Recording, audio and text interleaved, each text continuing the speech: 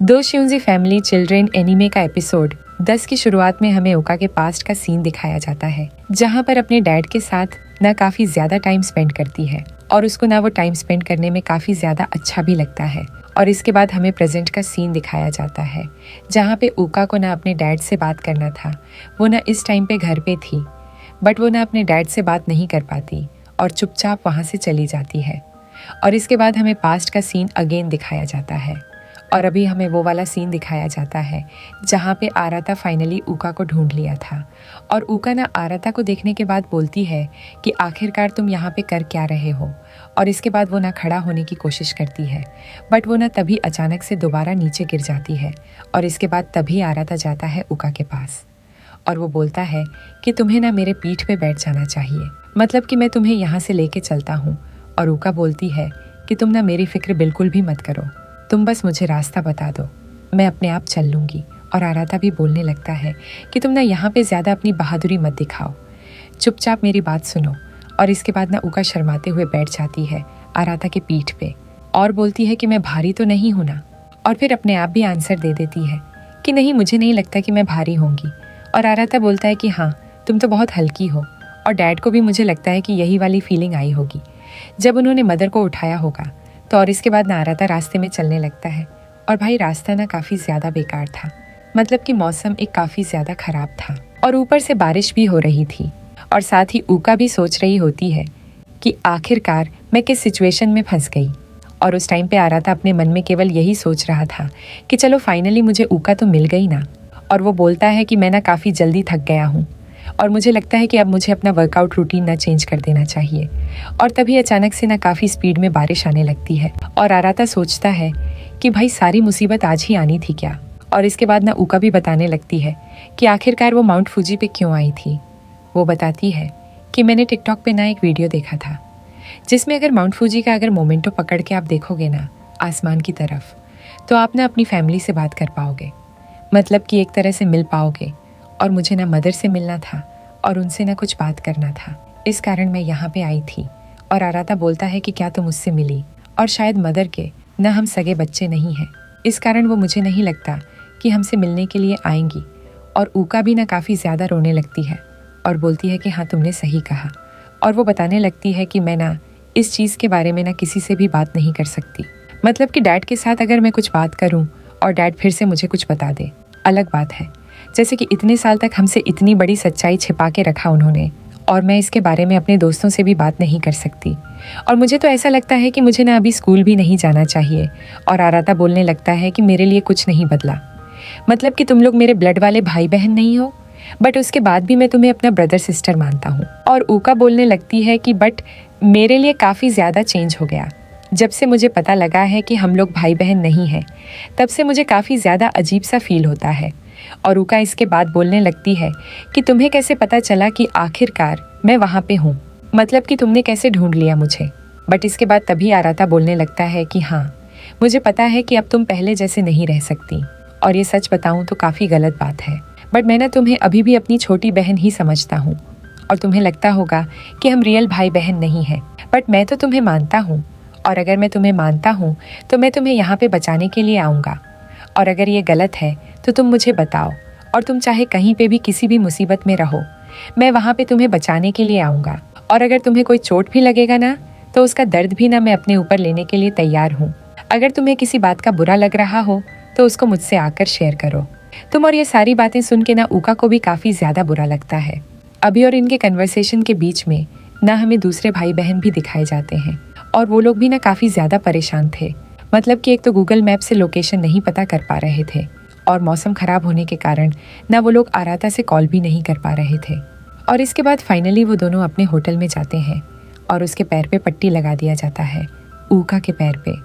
और फाइनली वो लोग वहाँ से चेकआउट करते हैं और दोनों घर जाने लगते हैं। और आराता बोलता है कि तुम्हें ना थोड़ा संभल के चलना चाहिए। और ऊका बोलने लगती है कि भाई देख, अब मुझे जैसे भी चलना होगा मैं चल लूँगी, बट ऐसा तो नहीं कि मैं हर वक्त पे तेरे पीठ पे ही चढ़ती रहूं, ये मुझे काफ़ी ज़्यादा ऑकवर्ड सा फील करवाता है। और आराता बोलता है कि तू ना इतना ज़्यादा मत सोचा कर इन सभी चीज़ों के बारे में। और वो लोग आगे जाते हैं ना, तो फाइनली बाकी भाई बहन भी वहाँ पे उनका वेट कर रहे थे, और वो सभी भी ना देख के ना काफ़ी ज़्यादा खुश होते हैं। और फटाक से ऊका और बाकी लोगों के पास जाते हैं, मतलब कि ऊका और आराता के पास। और वो दोनों भी ना काफ़ी ज़्यादा हैरान थे। मतलब कि ओका बोलने लगती है कि आखिरकार तुम सभी यहाँ पे क्या कर रहे हो, और बनरी बोलने लगती है कि हमें ना तेरी काफ़ी ज़्यादा फिक्र हो रही थी और हमें ना काफ़ी ज़्यादा टाइम लगा ट्रेन से आने में, बट तू ठीक है, इसलिए हमें काफ़ी ज़्यादा अच्छा लगा। और इसके बाद वो ना आराता को भी चेक करती है और वो दोनों ना भीग चुके थे एक तरह से। और इसके बाद तभी आराता बोलता है कि आखिरकार तुम लोग इतनी जल्दी कैसे आ गए यहाँ पे। और मिनामी बताने लगती है कि स्कूल ख़त्म होने के बाद ना हम डायरेक्ट यहीं पे आ गए। और सेहा और बाकी लोग बताने लगते हैं कि हमने मिनामी को बताया कि तुम ऊका को लेने के लिए गए हो, बट उसको विश्वास ही नहीं हो रहा था। उसको ऐसा लग रहा था कि तुम भी घर छोड़ के चले गए। और मिनामी ना काफ़ी ज़्यादा ब्लश करने लगती है और बोलती है कि हाँ, मुझे चिंता हो रही थी, तो भाई मैंने सोच लिया तो क्या गलत किया इसमें। और वो ना काफ़ी ज़्यादा ब्लश कर रही थी उस टाइम पे। और आराता बोलता है कि अच्छा, तुम्हारा बहुत बहुत शुक्रिया मेरी इतनी ज़्यादा फिक्र करने के लिए। और इसके बाद फाइनली वो लोग अगेन अपनी कार में बैठे हुए हमें दिखाए जाते हैं। और सेहा बोलने लगती है कि बहन थोड़ा तेज़ गाड़ी चला ले। और बानरी बोलने लगती है कि भाई तू प्लीज़ मुझे डिस्टर्ब मत करना, मतलब कि मुझे सड़क पर गाड़ी चलाने में काफ़ी ज़्यादा डर लगता है, अभी मैंने प्रॉपर नहीं सीखा। और वो सच में वहाँ पे काफ़ी ज़्यादा डर भी रही थी। और मिनामी बताने लगती है कि अभी तो हम केवल 60 की स्पीड से चल रहे हैं और तुझे अभी से इतना डर लग रहा है। और इसके बाद बाकी लोग बोलने लगते हैं कि आखिरकार ऊका तुम माउंट फ्यूजी ही क्यों गई, मतलब कि उसके लिए तुमने अपना स्कूल भी मिस कर दिया और कुछ ना कुछ तो स्पेशल रहा होगा वहाँ पे।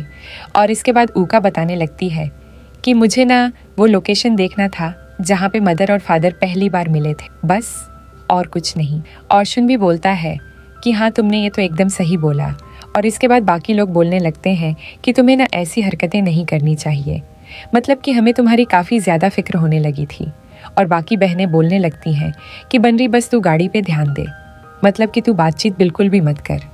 और इसके बाद ऊका ना अपनी पास्ट की बातों को याद करने लगती है, जहाँ पे उसने आराता को बताया था ना, अब मैं पहले की तरह बिल्कुल भी नहीं रह सकती, मतलब कि भाई बहन अभी हम नहीं हैं तो मैं वैसा एक्ट नहीं कर सकती। और वो सोचने लगती है कि मैं इसके बारे में ना अभी इन लोगों को तो बिल्कुल भी नहीं बता सकती। और मुझे तो ये समझ में नहीं आ रहा कि आखिरकार ये लोग मुझसे ज़्यादा क्वेश्चन क्यों नहीं कर रहे, और कहीं इन लोगों को कुछ गड़बड़ तो नहीं फील हो रहा ना मेरे को लेके। और वो बोलने लगती है कि सच में ये लोग काफ़ी ज़्यादा अच्छे हैं और मैं ना हमेशा इनको काफ़ी ज़्यादा परेशानी में डाल देती हूँ। और इसके बाद वो तभी सोचती है कि आखिरकार आराता क्या कर रहा है, और जैसे वो उसकी तरफ घूम के देखने वाली होती है न, तभी आराता ना अपना सर न सेहा के ऊपर रख देता है, मतलब कि ऊका के ऊपर रख देता है। और वना उस टाइम पे सो रखा था और वना लिटरली इसके बाद काफ़ी ज़्यादा ब्लश करने लगती है, काफ़ी ज़्यादा ही ब्लश करने लगती है। और वना आराता को उठाने की भी कोशिश करती है, बट आराता नहीं उठता। और इसके बाद वो ना अपने पास्ट की बातों को याद करने लगती है। और ऊका ना आराता को बचपन में बता रही थी कि एक मर्द ना वही होता है जो कि ना औरतों के कंधे का सहारा नहीं लेता। और वो बताने लगती है कि तुम्हें ना मेरी बात बिल्कुल भी समझ में नहीं आ रही, और यही तुम्हारी प्रॉब्लम है जिस कारण तुम लड़कियों के बीच में बिल्कुल भी पॉपुलर नहीं हो। और वो बोलने लगती है कि तुम्हें पता है ना कि डैड ने कैसे मर्द वाला काम किया था, माउंटेन के ऊपर मदर की हेल्प की थी उन्होंने, और तुम्हें भी ना ऐसी मेंटालिटी रखनी होगी। लिटरली भाई क्या ज्ञान दे रही है भाई। और इसके बाद आराता भी ना काफ़ी चिल्लाते हुए बोलने लगता है कि ऐसा थोड़ी ना होता है, कभी कभार डैड को भी तो मदद की ज़रूरत पड़ती होगी और मदर उनकी मदद करती होगी, और एक कपल ना इसी तरीके से आपस में मदद करते हैं एक दूसरे की। और इसके बाद ना ऊका डिंग हकने लगती है, मतलब कि कोई बंदा जो कि काफ़ी ज़्यादा स्ट्रांग हो और अपने आप पे ही केवल डिपेंडेड हो, केवल मैं तो उसी के पास जाने वाली हूँ, मतलब कि वही मुझे इम्प्रेस कर सकता है। और आराता बोलने लगती है कि फिर तो तुझे मिल ही गया लड़का, मतलब कि तू पूरी लाइफ सिंगल ही रही हो फिर तो। और इसके बाद ना फाइनली सभी लोग घर पे पहुंच गए थे और सभी लोग ना कार से निकलते हैं और सभी को नींद भी आ रही थी काफ़ी ज़्यादा। और इसके बाद ना ऊका आराता को उठाने लगती है, बट वह नहीं उठता वहाँ पे। और इसके बाद वह तभी चेक करती है ना आराता को, तो भाई उसको पता लगता है कि उसको ना काफ़ी तेज़ फीवर हो रखा है। और ये देख के ना बाकी सभी लोग काफ़ी ज़्यादा घबरा जाते हैं। और इसके बाद शायन ना आराता को उठा के ना उसके रूम में लेके जाता है, और मतलब कि रूम में लेटा देता है बिस्तर पे। और इसके बाद हमें अगले दिन का सीन दिखाया जाता है स्कूल का, जहाँ पे ऊका की फ्रेंड ना ऊका के पास आते बात करने के लिए। और वो लोग बोलने लगती हैं कि आखिरकार तुम्हारे पैर को क्या हुआ और आखिरकार तुम्हें इतने दिन से स्कूल क्यों नहीं आ रही थी। और ऊका बताने लगती है कि वो ना अपने रिलेटिव्स के घर गई थी और वहाँ यहाँ पे ना उसका पैर स्लिप हो गया। और इसके बाद तभी उसके फ्रेंड बोलने लगती हैं कि आज तुम तो आ गई बट आराता आज नहीं आया। और इसके बाद ना ऊका अपने मन में सोचने लगती है कि गोरिल्ला को कैसे बुखार आ सकता है, मतलब कि वो तो काफ़ी ज़्यादा स्ट्रांग होते हैं ना। और उसके दिमाग में न केवल आराता की बातें चल रही थी, मतलब कि आराता उसके दिमाग से निकल ही नहीं रहा था। और इसके बाद हमें घर का सीन दिखाया जाता है जहाँ पे बनरी ने आराता के लिए खाना बनाया था और वहाँ पे कोतोनो और मिनामी होती है। और बनरी बोलते हैं कि आखिरकार आराता को खाना देने के लिए कौन जाएगा। और इसके बाद दोनों काफ़ी ज़्यादा एक्साइटेड होते हुए बोलने लगते हैं कि मैं जाऊँगी। और इसके बाद दोनों ना काफ़ी ज़्यादा हंसने लगती हैं एक दूसरे को देख के। और बनरी भी काफ़ी ज़्यादा हैरान हो जाती है। और इसके बाद वो ना मिनामी को बोलते हैं कि तुम लेके जाओ ये, और कोटोनो को बोलते हैं कि तुम्हें ना अभी मेरी हेल्प करनी होगी बर्तन धोने में। और इसके बाद बानरी ना मिनामी के कान में बोलने लगती है कि हमें आराता और कोटोनो को ना थोड़ा दूर दूर रखना होगा, नहीं तो भाई गड़बड़ हो सकता है। और लिटरली वहाँ पे मिनामी भी ना ब्लश करने लगती है। भाई मतलब कि पसंद तो वो भी करने ही लगी थी एक तरह से। आराता को अभी तक बाकियों को नहीं बताई थी बट करने तो लगी थी ना। और इसके बाद तभी वहाँ पे सेहा आती है और वह बताती है कि मुझे लगता है कि वह कल तक ना स्कूल जाने के लिए एकदम रेडी हो जाएगा। और इसके बाद तभी ऊका बोलने लगती है कि आखिरकार तुमने आराता का टेम्परेचर कैसे चेक किया। और सेहा बताने लगती है कि कान की मदद से। और इसके बाद बाकी लोग बताने लगते हैं कि ऊका तुम्हें ना आराता का ध्यान रखना चाहिए, मतलब कि आराता की तबीयत खराब होने का पीछे का रीज़न ना तुम ही हो, क्योंकि अगर ऊका ना तो गई होती माउंट फूजी तो ना ही आराता जाता उसको बचाने के लिए और ना ही वह जख्मी हुई होती, ना तो आराता भीगता बारिश में। और इसके बाद बनरी भी बोलने लगती है कि हमें ना थोड़ा उसको रेस्ट करने देना चाहिए, वैसे वो काफ़ी ज़्यादा मेहनत करता है। और इसके बाद हमें आराता के रूम का सीन दिखाया जाता है जहाँ पे ना ऊका गई थी। और इसके बाद वो ना काफ़ी ज़्यादा माफ़ी मांगने लगती है वहाँ पे आराता से। और वो बताने लगती है कि तुम ना मेरे कारण बीमार हो गए, बट एक बात सच बताऊँ, मुझे काफ़ी ज़्यादा अच्छा लगा जब तुम मुझे बचाने के लिए आए थे तब। और मैं ना हमेशा लोगों से ना झूठ कहती रहती हूँ, बट मुझे उस टाइम पे ना काफ़ी ज़्यादा अच्छा लगा जब तुमने मुझे बोला था कि बचाने के लिए ना कोई रीज़न नहीं चाहिए। और वह बताती है कि मुझे ना तुम्हें एक और बात बतानी है, और यही बात ना मुझे मम्मी से भी करना था। और वह बताने लगती है कि मुझे लगता है कि मैं ना तुम्हें काफ़ी ज़्यादा पसंद करने लगी हूँ, और मैं ये बात मदर को तो नहीं बता पाई। मुझे पता है कि तुम मुझे हमेशा अपने ट्विंस के रूप में देखती हो, अपने सिस्टर के रूप में देखते हो, बट मुझे ऐसा फील होता है कि मेरा परफेक्ट पर्सन न तुम ही हो, मतलब कि मैं जिसकी बात करा करती थी। और वो लिटरली अगेन वहाँ पे आई लव यू आराता बोलती है। और इसके बाद अगेन हमें बनरी का सीन दिखाया जाता है जो कि बताती है कि आखिरकार ऊका कहाँ है। और मिनामी बताती है कि शायद वो ना आराता के रूम में गई है प्लेट लेने के लिए। और वो लोग बात करने लगते हैं कि मुझे पता है कि ऊका के कारण ये सभी प्रॉब्लम हुआ है, बट उसके बाद भी मुझे इस बात पर विश्वास नहीं हो रहा कि ऊका प्लेट कलेक्ट करने गई है। और इसके बाद मिनामी बताने लगती है कि वो लोकेशन देखने गई थी जहाँ पे मदर फादर पहली बार मिले थे। और सेहा बताने लगती है कि मुझे ऐसा नहीं लगता, कोई इस रीज़न के लिए अपने स्कूल को इतने दिन तक तो छोड़ के नहीं जा सकता, मतलब कि उसके कुछ सीक्रेट है जो कि वो हमें बताना नहीं चाहती। और मुझे ऐसा लगता है कि हमें ना इसके बारे में ज़्यादा बातचीत नहीं करना चाहिए। और इसके बाद लिटरली पता है तभी कोटोनो क्या बोलती है, वहाँ पे मुझे ऐसा लगता है कि उसको ना माउंट फूजी पे ना पतंग उड़ाना होगा। पर इसके बाद अचानक से ना वहाँ पे एकदम सन्नाटा सा छा जाता है। और इसके बाद कोटोनो बताने लगती है कि नहीं, तुम लोग मेरा मतलब नहीं समझे, उसको पतंग उड़ाना नहीं आता और माउंट फूजी सबसे ऊंची जगह है, तो मुझे लगा कि वो वहाँ से पतंग उड़ा पाएगी। और बाकी लोग भी बोलने लगते हैं कि हाँ, तुम अब काफ़ी ज़्यादा जीनियस हो गई हो।